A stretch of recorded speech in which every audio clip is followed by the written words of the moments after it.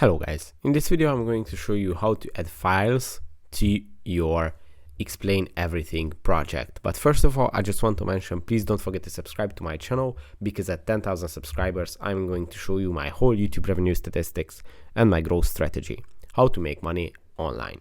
So let's jump into it. First, open the Explain Everything app, then go to the home page or to the library.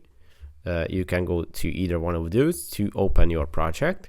And when you are at your project editing phase, you just have to go to the toolbar, and on the top of the toolbar, if you tap on these two squares with the plus icon, it's going to open up the insertable objects, and here the files option is going to be the second one. Now tap on it and you can choose the source of the file that you would like to insert to your project. You can insert from your photos, from Google Drive, from your files, from Dropbox, from OneDrive, from Box, from WebDAW, or even from iTunes file sharing.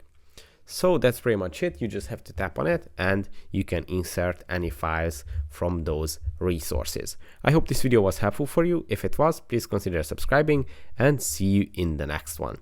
Bye bye.